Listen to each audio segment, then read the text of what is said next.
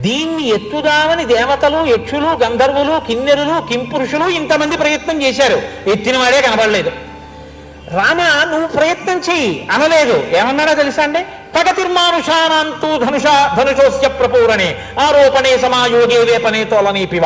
ఇంతమంది ఎత్తలేకపోయారు. పాపం మనుష్యుడివి, ఎత్తుతావులే. నువ్వు ఎత్తుతావా? ఎత్తి దాన్ని నిలబెడతావా? వింటినారి విప్పుతావా? కడతావా? ఒక మనుష్యుడు వేరొక మనుష్యుడి గురించి మాట్లాడిన మాట.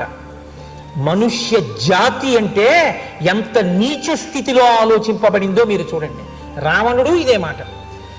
మనుషులు నన్నేం చేస్తారన్నాడు. జనకుడు ఇదే మాట. పగతిర్మానుషానంతూ ధనుషాస్య ప్రపూరణే. మనిషి ధనస్సు ఎక్కడెక్కి పెడతాడా శివధనస్సుని? జనకుడు అదే మాట.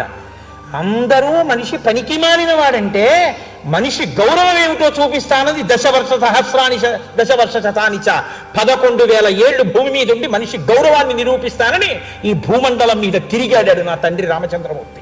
అందుకే మనుష్య జాతి రుణపడింది రామచంద్రమూర్తికి.